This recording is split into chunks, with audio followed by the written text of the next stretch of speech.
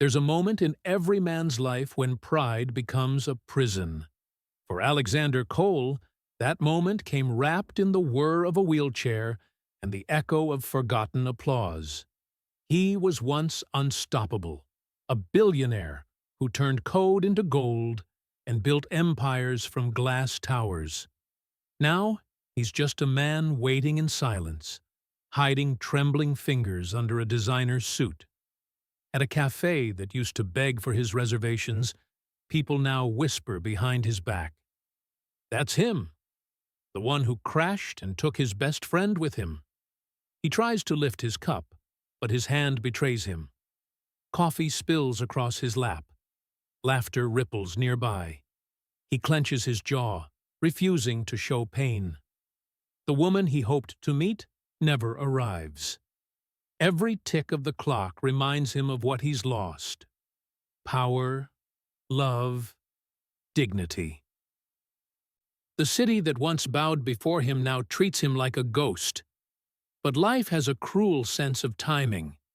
Because just when Alexander believes he's invisible, a single act of kindness, from a waitress and her little girl, will drag him back into the light in a way no empire ever could. If you've ever been forgotten by people who once praised you, don't scroll away. Hit that subscribe button and drop a comment telling me where you're watching from. Because what's coming next will remind you. Every downfall hides a divine setup. Miss it, and you might never find us again.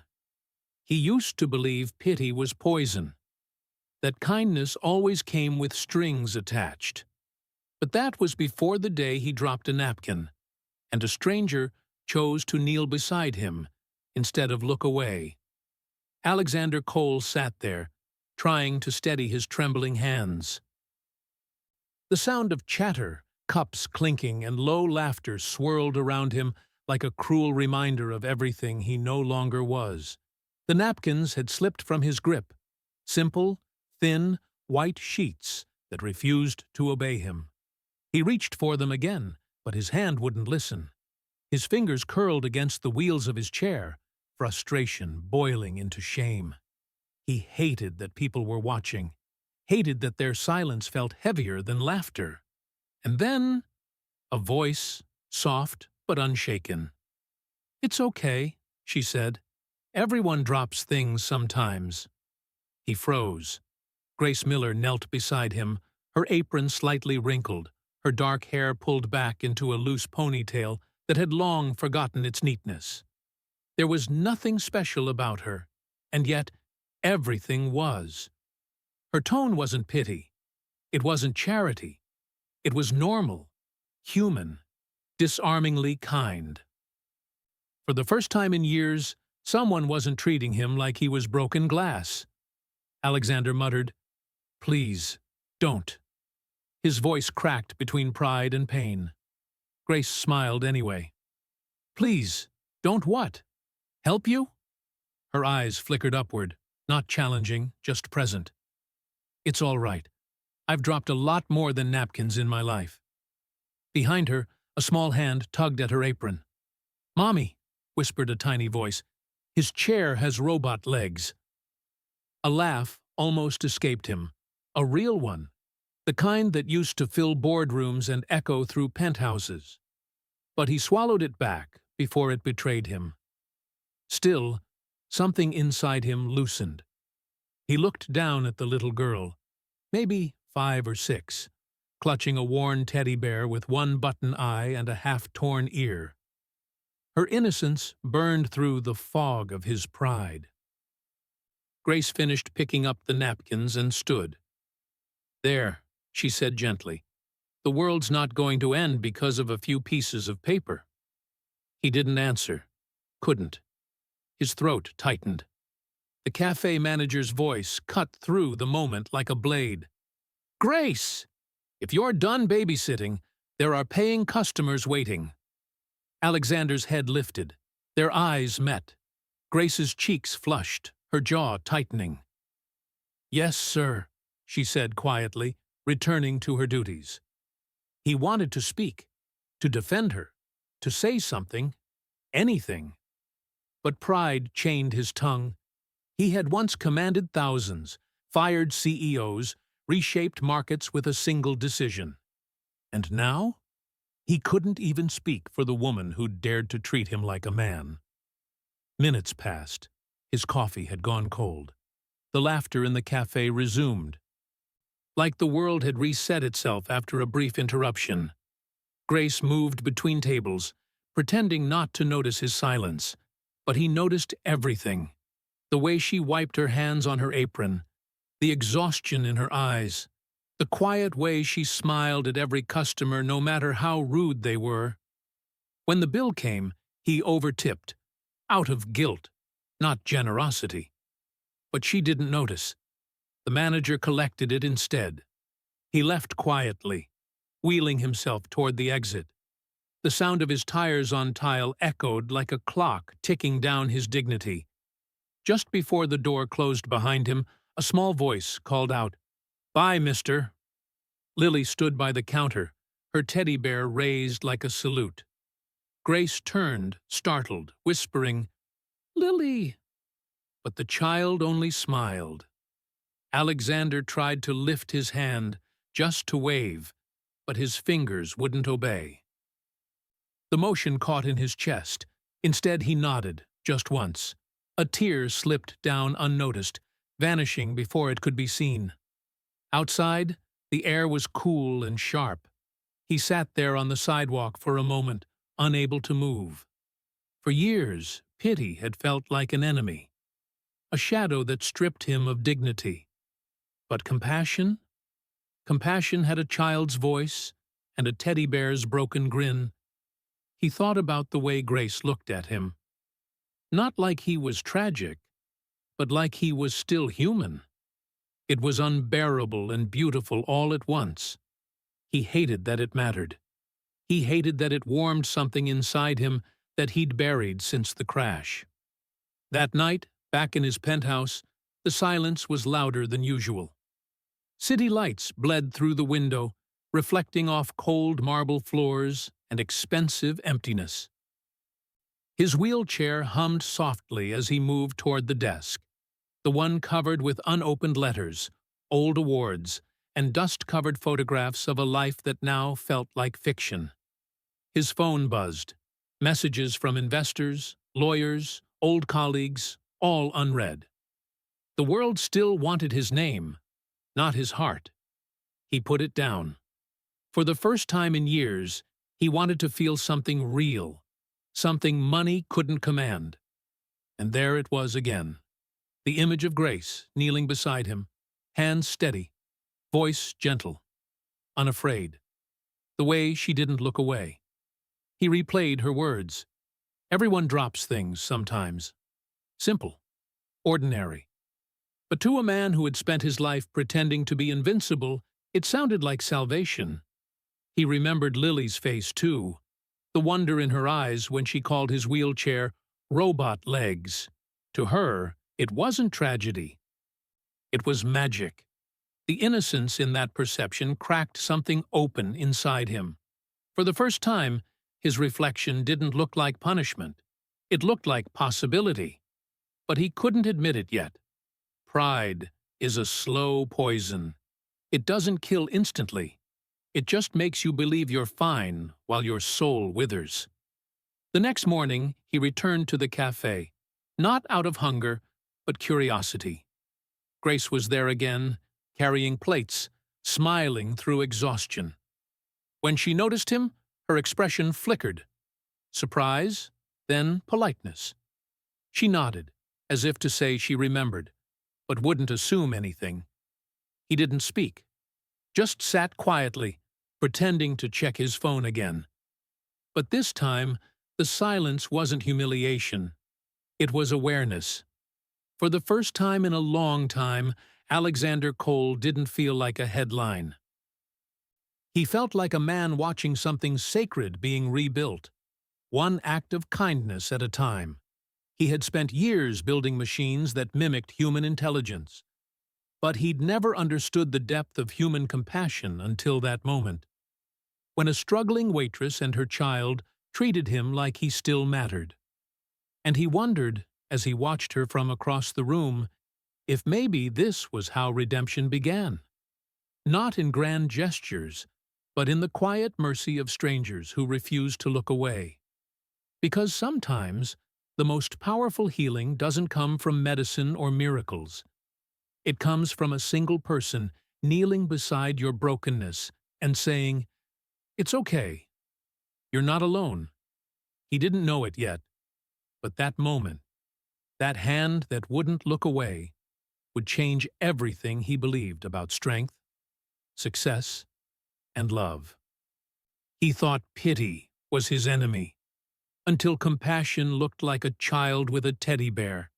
He had built towers that touched the clouds, but none of them could reach the silence waiting for him at home.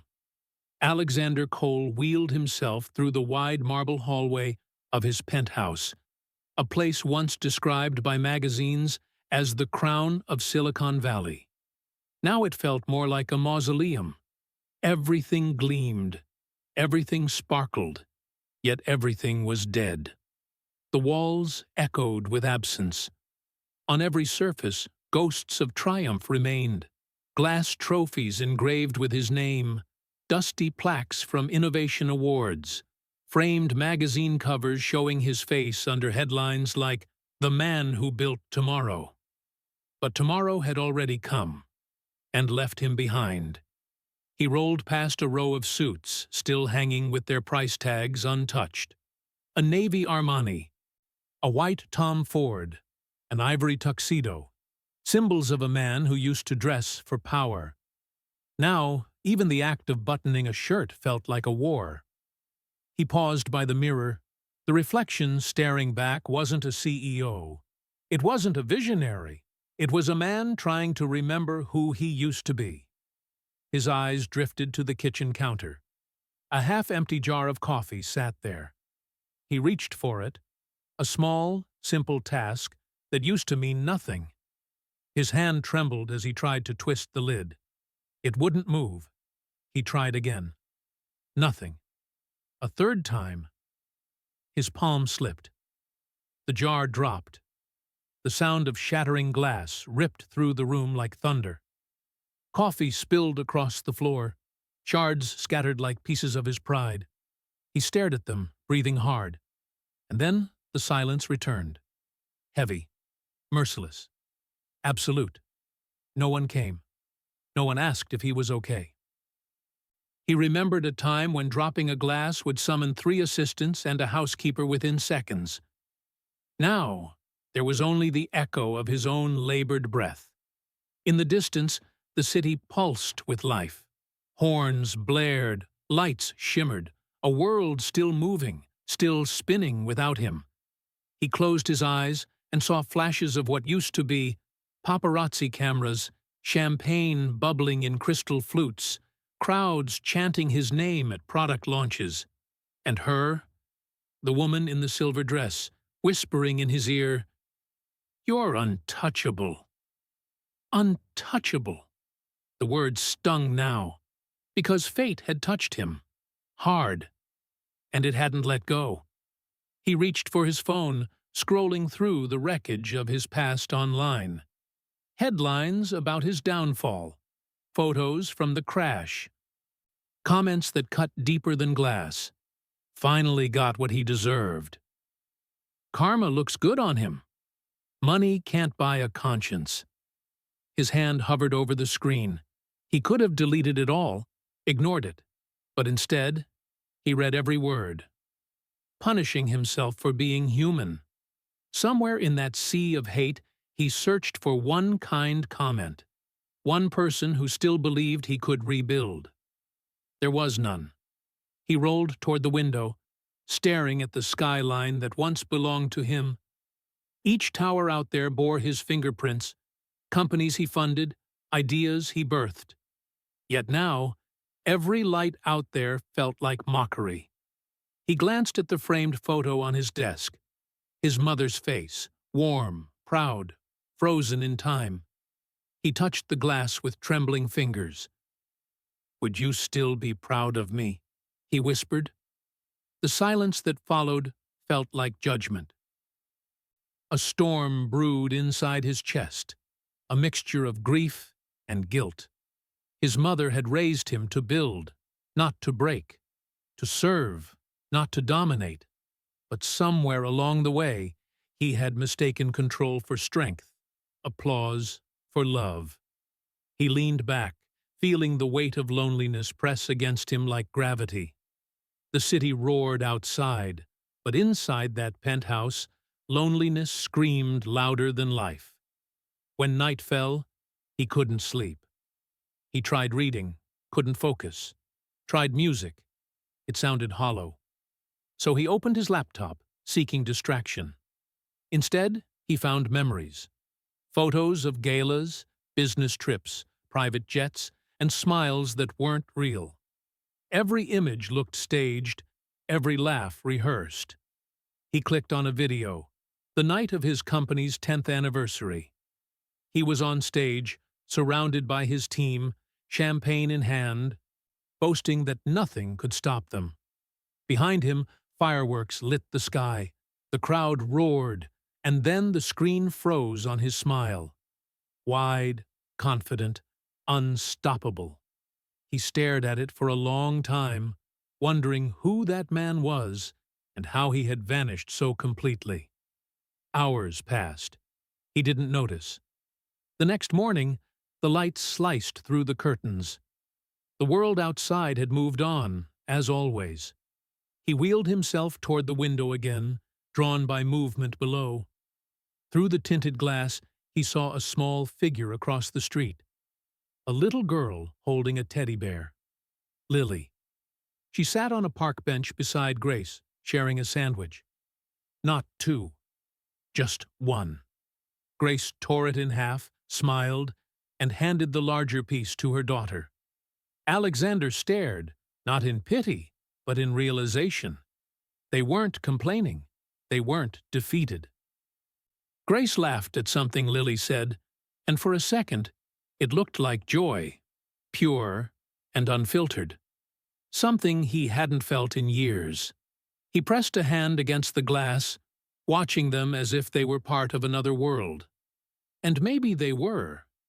A world where love wasn't measured by bank accounts, and happiness didn't depend on control.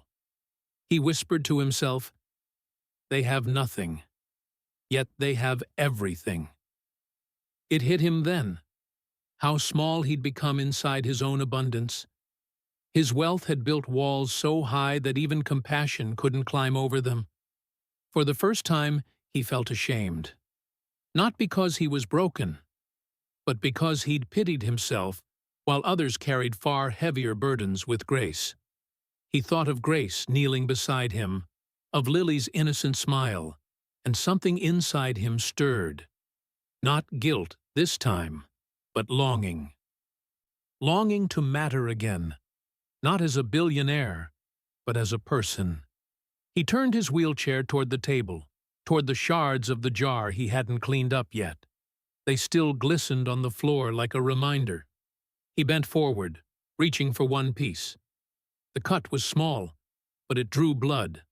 A single drop landed on the marble, red against white. It stung, but it also reminded him he was still alive. For a long moment, he just stared at it. Then, slowly, he smiled. Not with pride, but with something gentler. Because sometimes the first sign of healing isn't fixing what's broken. It's feeling again. As the morning light stretched across the floor, he whispered the words his mother once said, "The real poverty is forgetting gratitude." He closed his eyes, and in the silence, something shifted. The loneliness didn't disappear, but it changed shape from punishment to possibility. Maybe the richest pain is the one no one else can see. He returned to the cafe the next morning, the same place where his pride had shattered like glass on marble. But this time, something inside him was quieter. The arrogance that once entered every room before he did had stayed behind. What replaced it was something new, something fragile, unfamiliar, and almost human. Alexander Cole rolled into the cafe with a book in his lap. He wasn't reading it. Not really. It was a disguise. A thin wall between him and the world's curious glances. Every few minutes, his eyes flicked toward the counter, searching for a familiar face. Grace was there, just like before. Her hair pulled back, her apron smudged with flour, her smile tired, but real. She noticed him, and for a second, her steps faltered. Then she composed herself, walking over with professional calm. "Good morning," she said, voice steady but careful. "Good morning," he replied, pretending to turn a page. "What can I get for you today?" "The same," he said quietly. "Coffee, black." Her pen hovered. "You're becoming a regular," she teased softly. "Maybe I'm just a slow learner," he said. It wasn't meant to be charming, but her smile lingered. When she brought the coffee, he placed a crisp $100 bill on the tray. "Keep it," he said. Grace shook her head. "Your money's too heavy for me to carry." He looked up, surprised. "It's not an insult," she added. "It's just, I serve coffee, not apologies." For the first time, he didn't feel offended. He felt seen. A small voice broke the tension. "Mommy, can he have one of mine?" It was Lily, clutching a small cookie wrapped in napkin paper. She held it out with both hands. "Mommy bakes better ones when she's not sad." Grace's face flushed. "Lily." Alexander took the cookie with unsteady fingers. "Then I'll keep this one safe," he said softly. "Maybe it'll make her smile again." Lily grinned, gap-toothed and innocent. "Promise?" He nodded. "Promise." That night, back in his penthouse, the cookie sat untouched beside his phone. He didn't eat it. It wasn't about taste. It was about what it represented. Kindness given freely, without agenda. He realized he hadn't seen that in years. Not in his boardrooms, not at his charity galas, not in the expensive smiles of the people who once called him Sir. The next morning, he returned. Then again, and again. Days turned into a quiet rhythm. He always sat in the same corner, near the window, where sunlight spilled across the floor. Grace served him without fuss. They didn't talk much, but something passed between them that words would have ruined. Respect. He watched her move. The way she treated every customer as if they mattered, no matter how small their order or how cruel their tone. She laughed easily with the young, listened patiently to the old, and never once faked a smile. Sometimes he thought about telling her everything, who he really was, how high he'd flown, how hard he'd fallen. But he couldn't, because for the first time, he wasn't being seen as Alexander Cole, billionaire. He was just a man in a chair, drinking coffee. And that felt like peace. One afternoon, he noticed her struggling to lift a tray stacked with mugs. Without thinking, he reached to steady it. She smiled and said, "Careful, I might start expecting you to work here." He chuckled, an actual laugh, rusty and unfamiliar. The sound startled them both. "See?" she said. "It still works." "What does?" "Your smile." He looked down at his cup. "Hasn't been used in a while." "Well," she said, "maybe it just needed some coffee." For a moment, the world didn't feel cruel. It felt human. Then came the night that changed everything. The rain fell in silver sheets, drumming on the cafe windows as Grace wiped down tables after closing. Most customers had left hours ago. She was about to lock the door when she noticed a shadow outside, a familiar silhouette under the streetlight. It was Alexander. His chair sat near the curb, his clothes damp, his hair clinging to his forehead. The driver who was supposed to pick him up had long since gone. She ran outside, umbrella in hand. "What are you doing out here?" He tried to speak, but his voice cracked. He forgot. I called him, but his phone was dead. His dignity, too. Grace didn't hesitate. She pushed his chair under the shelter of the awning. Rain splashed her shoes, soaked her apron, but she didn't care. She crouched beside him, water dripping from her hair. "Why didn't you come back inside?" she asked gently. "I didn't want to be a burden," he whispered. Her eyes softened. "You're not." For the first time, he broke. The walls he'd spent years building began to crumble. His hands covered his face, and the sob came. Raw, uncontrolled, terrifyingly human.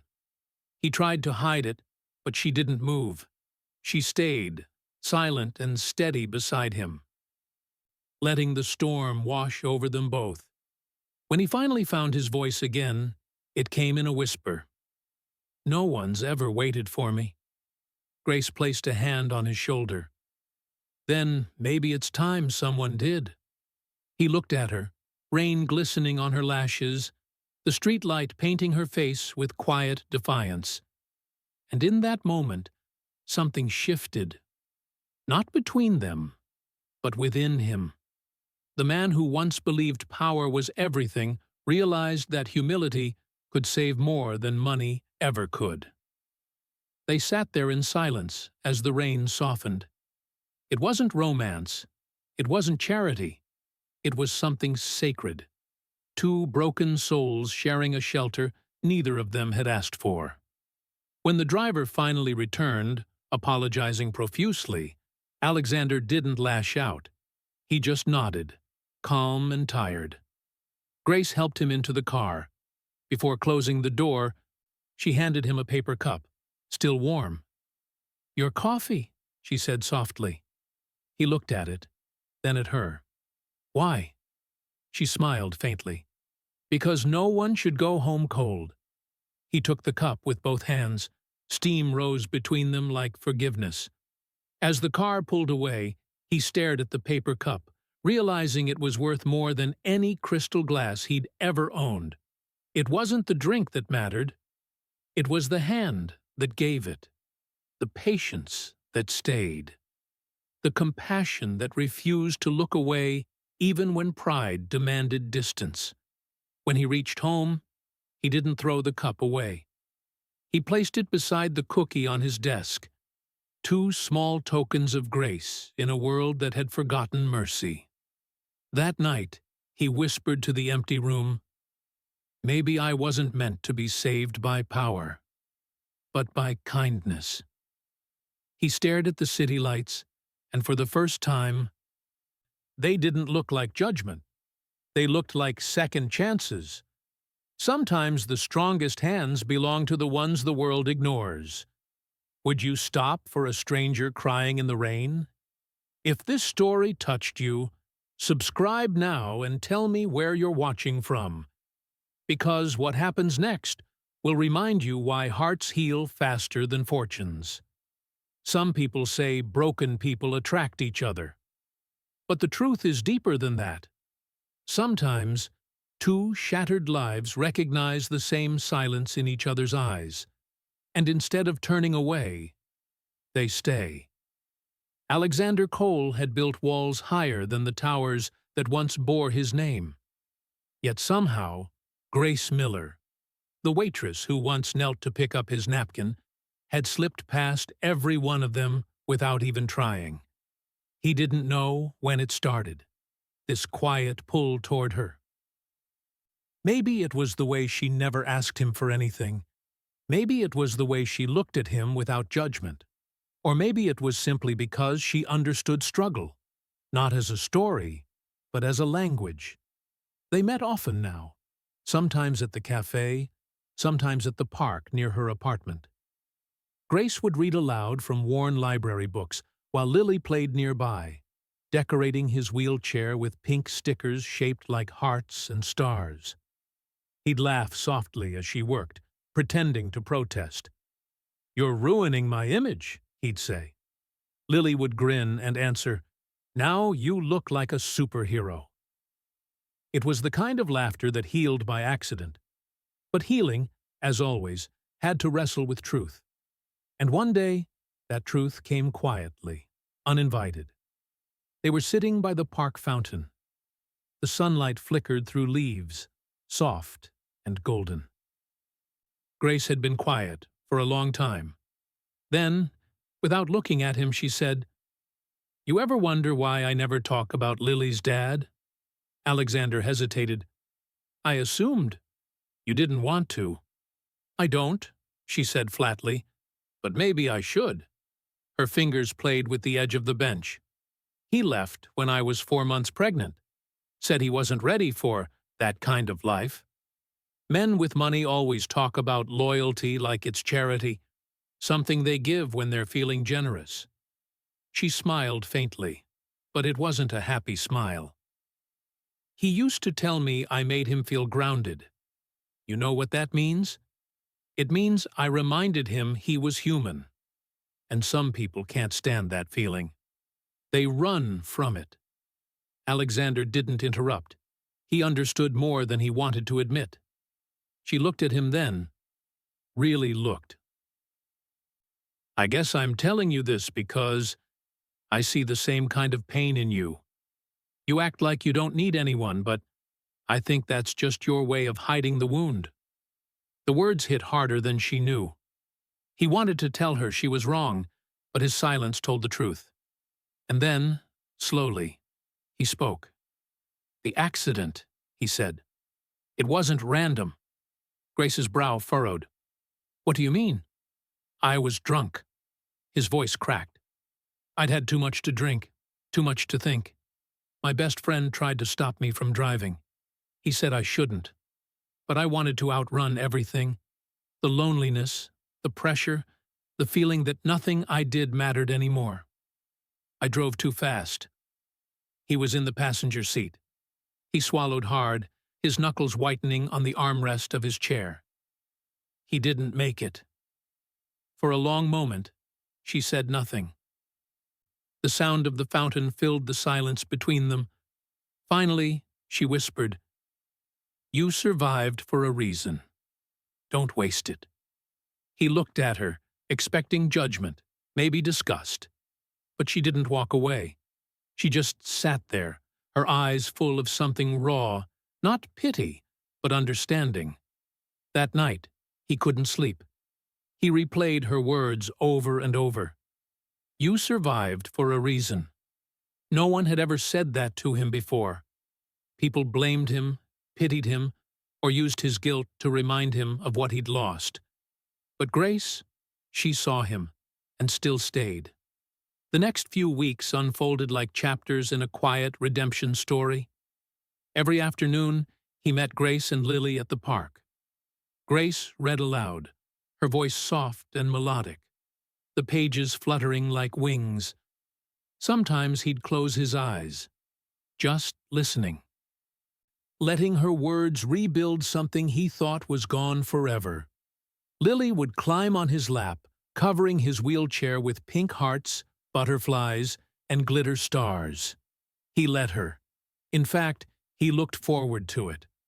Once, she told him, "You should smile more." "Why?" he asked. "Because Mommy smiles when you do," Lily said simply. He didn't know what to say, so he smiled, and she was right. Grace did too. But joy never comes without a shadow. One afternoon, he noticed Grace sitting alone, staring at her phone. Her expression was distant, heavy. She slipped the device into her apron as soon as she noticed him watching. "Everything okay?" he asked. "Yeah," she lied. "Just bills." But that night, he saw her walking home, pushing Lily's stroller while glancing nervously at a stack of envelopes in her hand. He knew that look. Desperation, trying to pretend it wasn't. The next morning, she wasn't at the cafe, nor the next. He finally asked one of her co-workers, who shrugged. "She's taking extra shifts somewhere else. Something about hospital bills." Hospital bills? It didn't take long for him to find out. Grace's mother had fallen ill again. heart complications. The costs were crushing her. She'd quietly sold her car to cover part of it. Alexander stared at the paperwork his assistant had discreetly gathered. He didn't hesitate. By the end of the day, the bills were paid.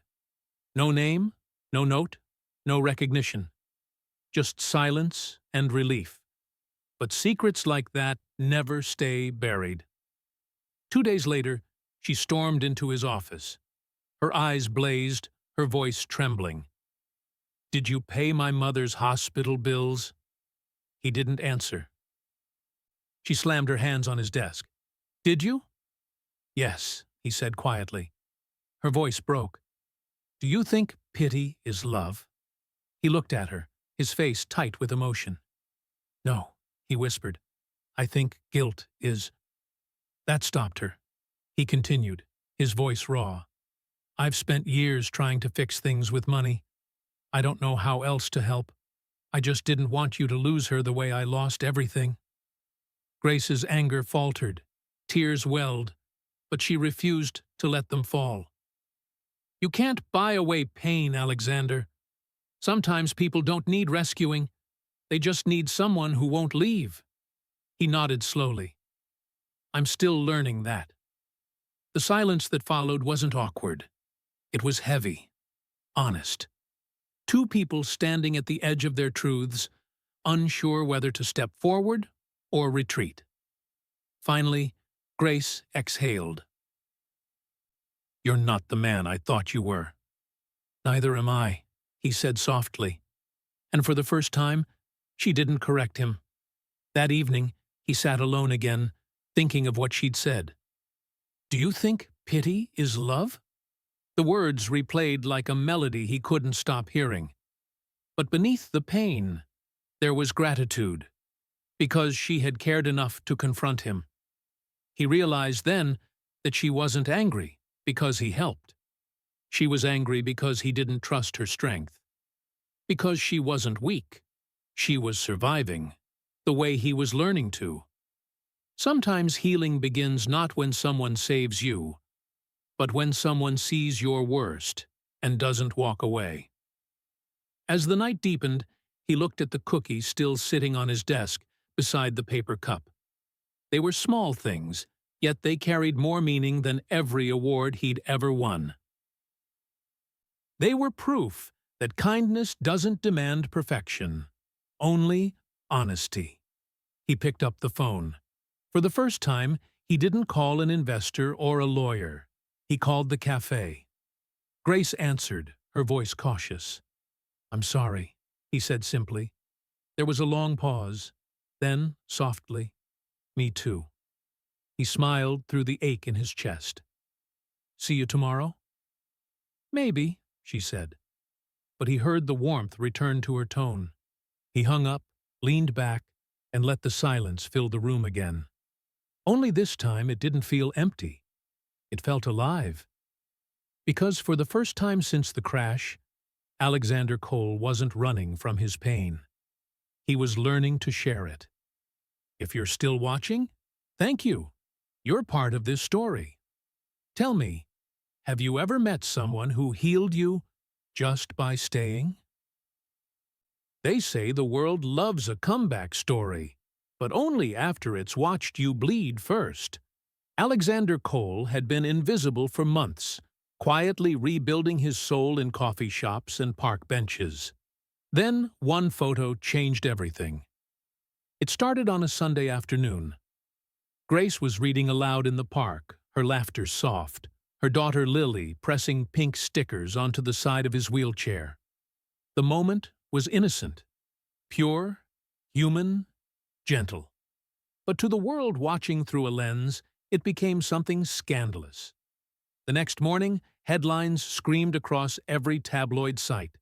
"Crippled Billionaire buys a waitress's love." By noon, there were memes, cruel captions, and videos edited to mock their friendship. Strangers laughed over things they didn't understand. Comment sections filled with poison. "Gold digger." "Pity romance." "She's playing the long game." "He must be desperate." Grace saw it first while pouring coffee at work.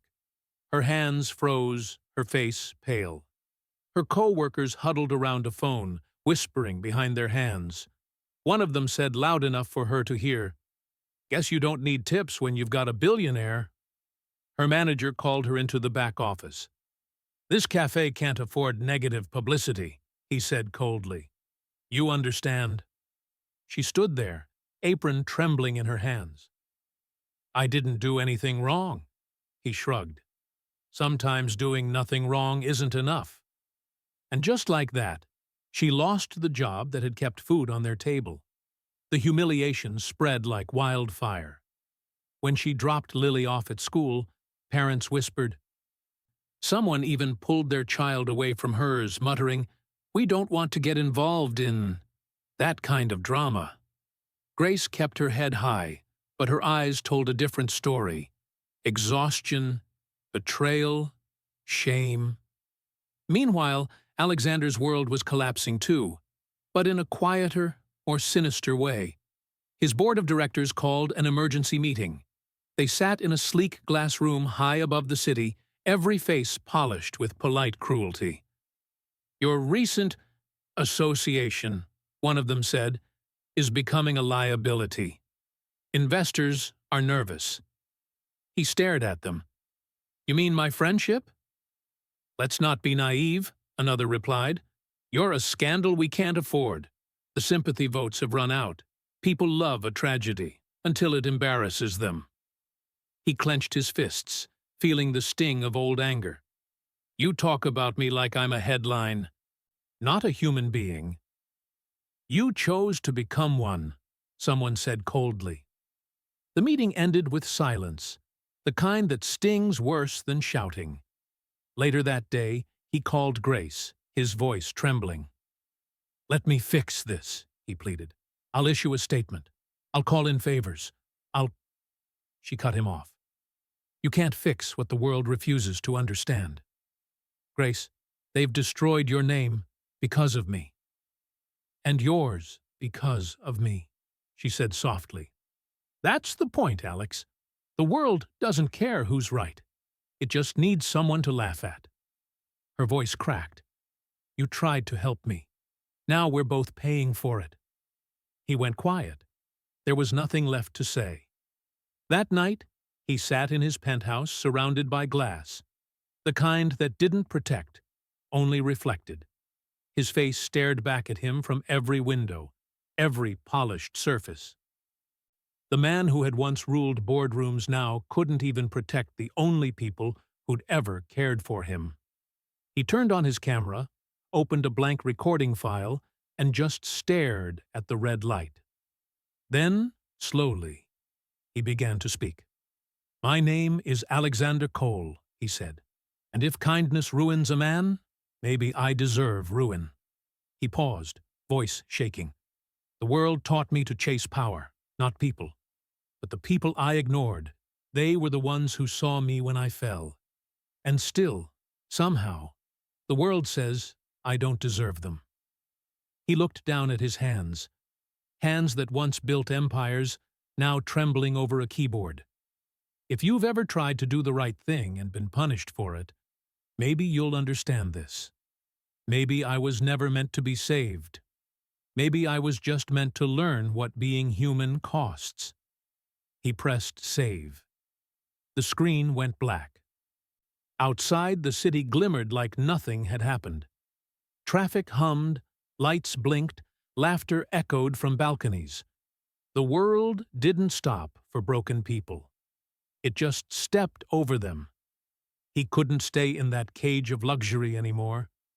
So he left, rolling his chair into the cold night air, the rain falling softly against the wheels.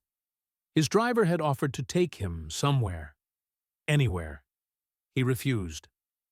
"I just need to go home," he said. But home wasn't the penthouse. Not anymore. He went back to the cafe, the place where everything had started. The doors were locked now, the lights dimmed, the laughter gone. He parked by the window, staring through the glass at the table where he'd once waited for a date who never came. The same table where Grace had knelt beside him, where Lily had handed him a cookie, where he'd learned that dignity and kindness could share the same space. He stared for a long time. The ghost of his old self seemed to sit across from him, smug, confident, untouchable. The version of him that believed emotions were weaknesses and people were tools. He hated that man. Now he was surrounded by silence again, but it wasn't the same kind as before. This silence hurt less because, for once, it was honest. It wasn't emptiness. It was truth. He whispered to the empty cafe, "You were right, Grace. You can't fix what the world refuses to understand." A tear rolled down his cheek. "But maybe I can still understand it myself." As he sat there, headlights flashed across the glass. A delivery truck passing by. For a second, it illuminated his reflection. He barely recognized the man staring back. Older, smaller, but more real. He stayed there for hours, listening to the rhythm of the rain. Every drop felt like a memory, every sound a confession. He thought of Grace, somewhere out there, trying to rebuild her life again, probably pretending she wasn't hurting. He thought of Lily, bright, innocent, pure, growing up in a world that mocked kindness and celebrated cruelty. He realized then that maybe the world didn't need another billionaire. It needed a man brave enough to be vulnerable. A man willing to bleed publicly if it meant proving that compassion wasn't weakness. He took out his phone, opened his notes, and typed a single line. "The world forgives cruelty faster than weakness." He stared at it, then whispered, "But maybe I can change that." When dawn came, he wheeled himself away from the cafe. The city looked the same, but something inside him had shifted. The humiliation hadn't killed him, it had refined him. He knew people would keep talking.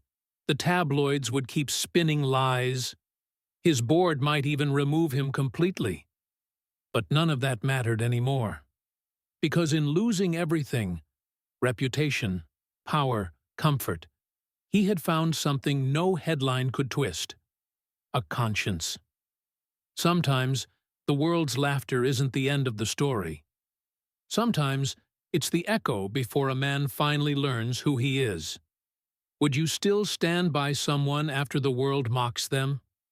If you're still here, hit subscribe and tell me where you're watching from. Because what happens next will show you that even when the world turns its back, Grace can still walk beside you. They say time heals all wounds, but for some, time doesn't heal, it humbles.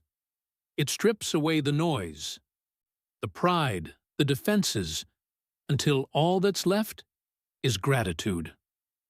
Months had passed since the headlines faded, since the world stopped talking about the billionaire and the waitress.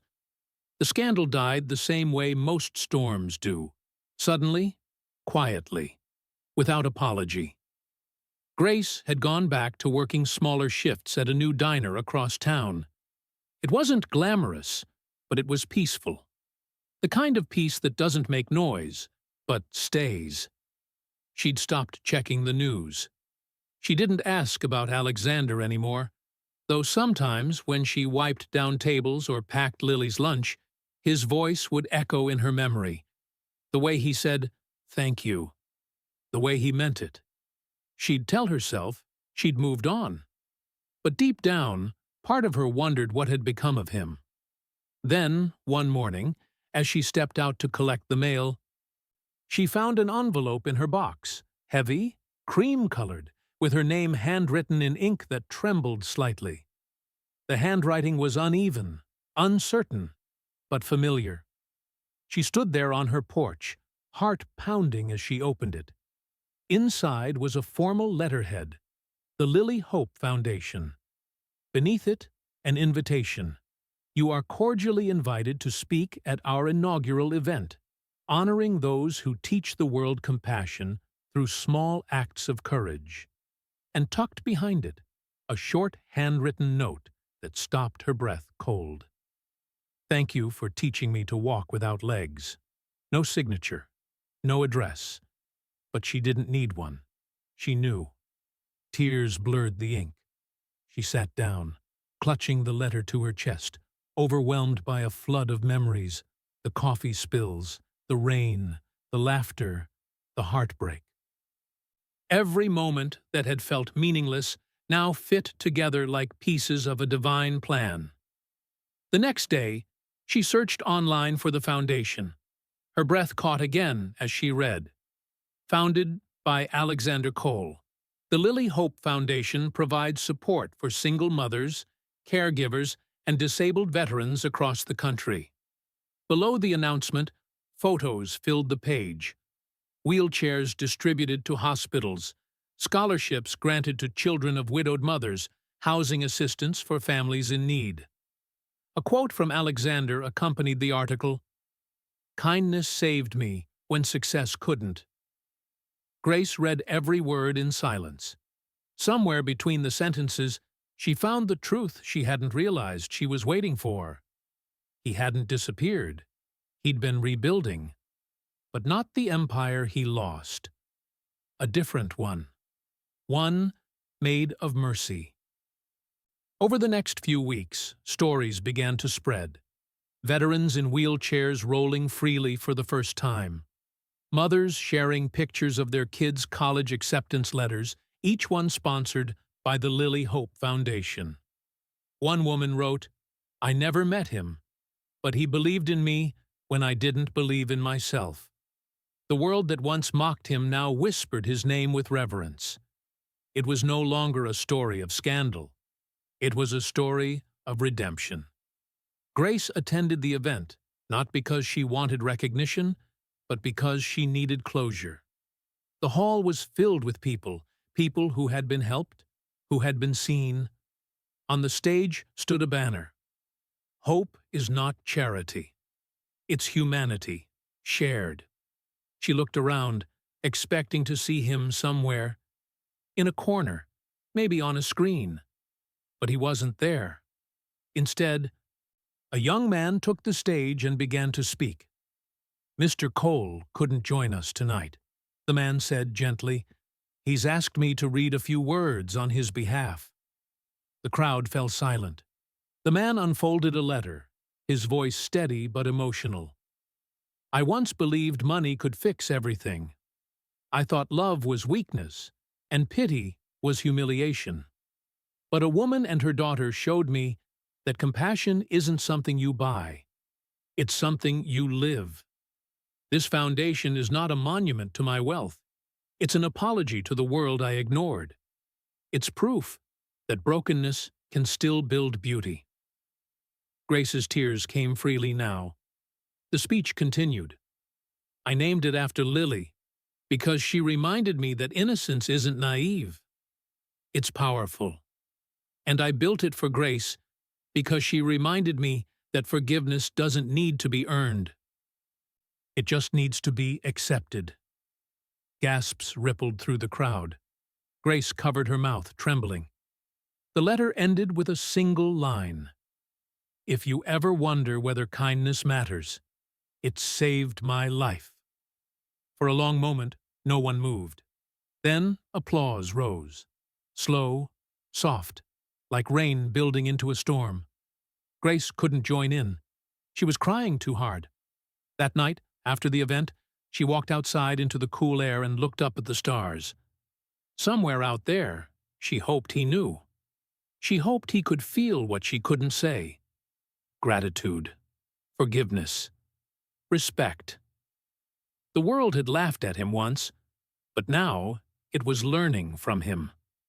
The man who once crashed into his own destruction had turned that wreckage into a road for others to walk on. She pulled the letter from her bag again, the one that said, "Thank you for teaching me to walk without legs." She read it over and over, until the words blurred into something deeper than sentences. A confession, a prayer, a love letter without romance, but full of meaning. She realized something then. Maybe pity isn't weakness. Maybe it's just the beginning of love. The kind of love that doesn't seek ownership or praise, but understanding. The kind of love that rebuilds what cruelty once destroyed. Back home, she placed the letter in a frame, right beside a small drawing Lily had made months ago. A picture of her, her mother, and Mr. Alex, all holding hands beneath a rainbow. She smiled through her tears. Lily had seen something long before the world ever did, that some souls don't meet by accident. They collide, break each other open, and plant seeds where pride once grew. Over the coming months, the Lily Hope Foundation became a symbol of everything Alexander once refused to believe in: humility, empathy, redemption. News anchors called it the legacy of compassion. Former employees of his company came forward to volunteer. Families across the country shared how one donation changed their lives. And though Grace never saw him again, she heard his name whispered in every story, every act of kindness that rippled outward like light. Somewhere, she believed, he was at peace. Maybe sitting quietly by the sea. Maybe watching the sunrise with that same soft smile she'd once seen beneath the rain. Maybe just living, not as a billionaire, not as a symbol, but as a man who finally understood what it meant to be free. And every morning, when she passed the framed letter on her wall, she whispered the same words back to him: "Thank you for walking with me when I had nowhere to go." Because sometimes redemption doesn't roar. It whispers. It rebuilds quietly. It doesn't erase the past. It redeems it. And when it's real, it doesn't need to be seen. It just needs to be felt. If you believe redemption is real, share this video. Someone needs it. And tell me, have you ever forgiven someone, not because they asked, but because your heart needed peace? He once believed miracles were for other people, for saints, for dreamers, for anyone but him. But that night, under the golden light of the gala, Alexander Cole became living proof that some miracles don't come from heaven. They come from forgiveness. The ballroom shimmered with quiet awe. Guests filled the seats, each one there to honor the Lily Hope Foundation, a charity built on compassion, born from pain, and named after a little girl who believed even broken things could shine. Grace Miller sat near the stage, heart pounding, clutching the edges of her speech. She still didn't know who had invited her, who had sent that letter months ago. All she knew was that her life had changed because of this foundation, because of one man's courage to rebuild from ashes. When her name was called, she stood slowly, the applause surrounding her like a wave. Her hands trembled as she reached the microphone. "I never met the founder," she began softly, "but I know his heart. I know what it means to fall so far that the world stops believing you can rise again, and to find out someone still believes you can." Her voice cracked. "Whoever you are, thank you for reminding me that grace is more than my name. It's a gift we give to those who hurt us, and to those we've lost." The room was silent. Every face watched her, some teary-eyed, some reverent. And then, a faint murmur from the back. Someone turned, then another. Gasps rippled through the crowd like wind through glass. At the far end of the hall, a man appeared at the entrance. His suit hung loosely on a thinner frame. His face was pale but alive, his eyes clear, steady. And in each hand, a crutch. It was Alexander Cole, the billionaire who once ruled skylines, the man the world mocked, the man they said would never walk again, was walking. The crowd rose to its feet in stunned silence. Cameras lowered, phones dropped. Every step he took echoed across the marble floor, sharp and heavy, as if each one carried a lifetime of pain. His body trembled, his jaw clenched tight with effort. But he didn't stop. Not this time. Grace gasped, her hand over her mouth. "Oh, my God!" He looked up, sweat beading at his temples, his breath ragged. Their eyes met, hers filled with tears, his with fire. She started toward him, but he lifted a shaking hand. "Not this time," he whispered hoarsely. "Let me walk to you." The audience could hear every syllable. It was as if the entire world had paused to let this moment exist. He took another step, then another, each one slower, heavier, but full of purpose. The hall felt sacred, as if Grace itself had come to witness him reclaim what life had taken. The crowd barely breathed. Halfway to the stage, his leg buckled. Gasps broke the silence, but he steadied himself, gripping his crutches tighter. "I'm not done yet," he muttered through clenched teeth. The sound of his effort wasn't weakness. It was war. When he finally reached the steps, the room erupted in applause. Grace ran forward as he stumbled onto the stage. He collapsed into her arms, sobbing, the crutches clattering to the floor. She held him tightly, her tears mixing with his. "I told you," she whispered, voice trembling. "You survived for a reason." He smiled weakly, resting his head against her shoulder. "Yeah," he breathed, "to find my way back home." The applause swelled until it became thunder. People rose from their seats, some crying, some clapping, others praying under their breath. It wasn't about money anymore. It wasn't about fame. It was about seeing redemption made real. A broken man standing on the strength of forgiveness. And then, through the sound of applause, a small voice rang out, clear, innocent, unstoppable. "See, Mommy? I told you his chair had legs." Lily stood near the front row, clutching her teddy bear, her eyes wide with wonder. The crowd laughed through their tears. Grace knelt, pulling her daughter close, whispering, "Yes, baby, you did." Alexander reached down, his hand trembling, and touched Lily's shoulder. "You gave me those legs," he said softly. The moment became a living memory. Cameras captured it, but what they couldn't capture was the feeling, the sense that something divine had just happened before their eyes. Grace looked out over the audience and said, "Strength isn't in the legs that move, but in the heart that refuses to quit."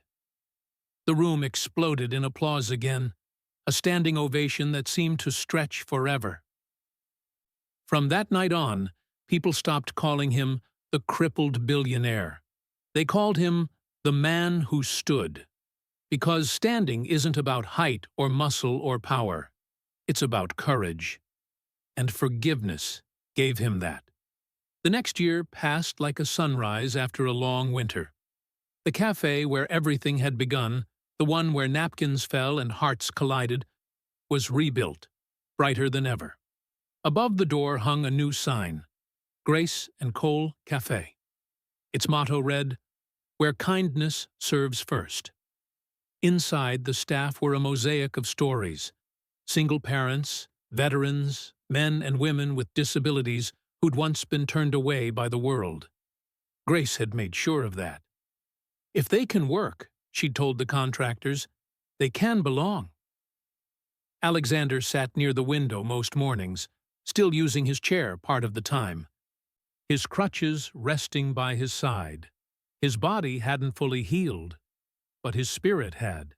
He spent his days writing letters to scholarship recipients, visiting rehabilitation centers, and meeting young entrepreneurs who'd grown up hearing his story. At night, he was simply Mr. Alex. He would sit on the couch as Lily curled up beside him with her teddy bear, and he'd read her bedtime stories, stories about heroes who fell and heroes who rose again, heroes who looked suspiciously like him. One evening, as he closed the book, he looked at Grace standing by the doorway, arms folded, smiling softly. "You know," he said, "I used to own buildings." She raised an eyebrow, amused. "I remember." He looked at her, his smile fading into something deeper. "Now I own moments." Grace's eyes shimmered. "And that's worth more than all the buildings in the world." He reached for her hand, their fingers intertwining in silence. The world outside the cafe moved on, but inside, life bloomed. The Lily Hope Foundation had grown into a nationwide movement. Every month, new families were lifted out of hardship. Every year, new lives were touched by the ripple of one man's second chance. Newspaper headlines now read, "From Power to Purpose: The Legacy of Alexander Cole." Reporters who once mocked him now wrote about the foundation's impact. Thousands helped, scholarships granted, and hospitals funded. But for him, legacy wasn't measured in headlines.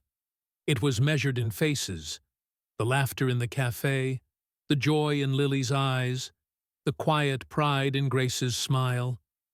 One afternoon, a journalist asked him during an interview, "Mr. Cole, what changed you the most, losing your fortune or finding forgiveness?" He thought for a long time before answering. "Losing everything showed me who I was.